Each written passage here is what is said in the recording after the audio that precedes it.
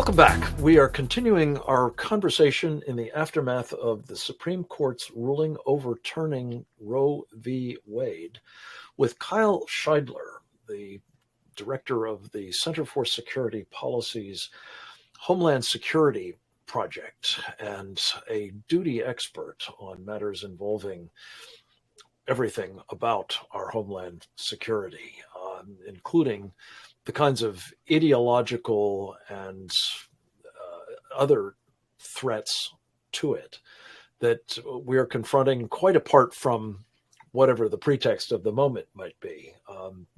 And Kyle's got a very clear eye on what these groups involve and what they aspire to do. Kyle, before the break, we talked just briefly about the fact that the violence that is anticipated to come from groups like Jane's Revenge in the wake of this ruling by the court will be enabled if the model of 2020, the so-called Summer of Love, follows here too, by philanthropic organizations, major foundations of the left that enable bail bonds and in other ways support these kinds of, revolutionary enterprises. How can that possibly be legal? And is anybody trying to make the case that it isn't? Well, typically what you'll see is that these sort of large left-wing foundations will be funding things that are explicitly legal. It is obviously legal to set up a bail fund to bail people out of jail if you think that the bail system is unfair or racist or something like that, which is the claim that is made. The fact that they dump millions and millions of dollars in the bail fund in the days and weeks before major rioting takes place across the country is certainly interesting from an analytical point of view, but it's not necessarily illegal. And the way this is done is very rarely will these large foundations fund the really risque, scary groups. You know, they don't fund groups with names like Revolutionary Communist Party publicly. What they will do is they will move the money through a fiscal sponsor, which is an approved 501c3 organization, which will then dole out money to groups that have claimed that they're seeking their tax-exempt status, but somehow never actually bother to get the paperwork done. So they'll move through something like the Alliance. Qualify for it if they did. They ought not to.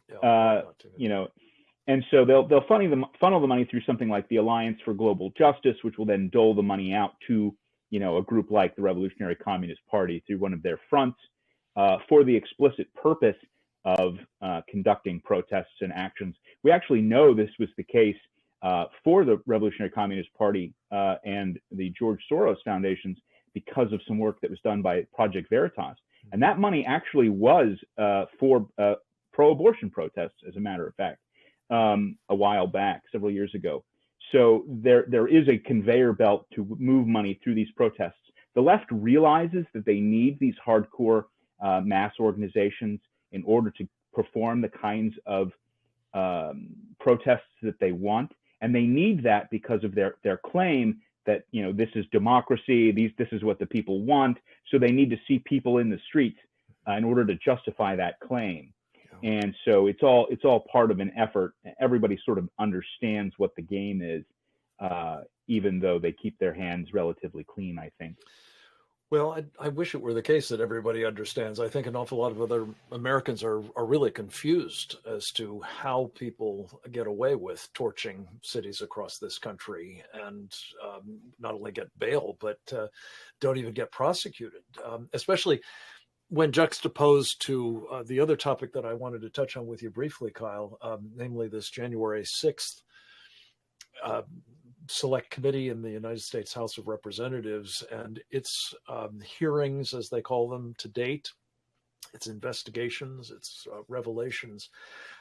They seem to be principally about trying to reinforce the, to my way of thinking, wholly implausible narrative that there was this great insurrection mounted on that day in 2021, and that they were about the business of overthrowing the government of the United States, and were involved in a serious conspiracy to that end. What's your assessment of the case that they've made so far, this committee, and where the facts actually lie? Well, I mean, I think it's a pretty good example of where the sources of power are interested in investigating and where they are not interested in investigating. So consider, for example, that you have the FBI now accosting former DOJ officials like Jeffrey Clark, seizing his electronic devices from him over this ridiculous claim. But are they doing that to the organizations that are publishing Jane's Revenge communiques? No, they're not. They would be outraged if you did something like that. That would be a violation of the First Amendment. But somehow it's okay to try to seize the papers and electronic communications of a lawyer speaking to his client when his client is the President of the United States. Yeah. This is absolutely absurd, and it's offensive, and it's a I'm going to say misallocation of Department of Justice resources, but that really doesn't really cover it. Yeah. It's far more than that. But it goes to show what their priorities are. Yeah, it's a direct assault on one of the most fundamental principles of our country, it seems to me, which is equal justice under the law. Undoubtedly. And the rule of law. And to the extent that this Justice Department has become so partisan, so political, it really is a travesty, as you say, Kyle.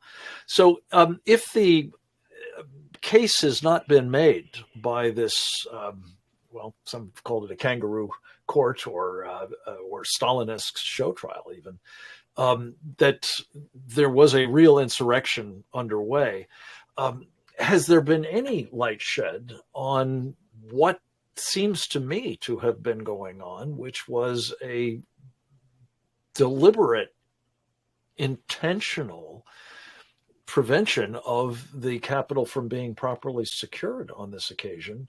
And we're learning more. Our colleague Mike Waller at the Center for Security Policy has done some great work on this too, disclosing evidence of collaboration between police units, FBI and others, with these perpetrators of the violence on that occasion. Give us just a quick minute or so on your sense of that proposition, Nancy Pelosi and the company enabling this sort of direct action.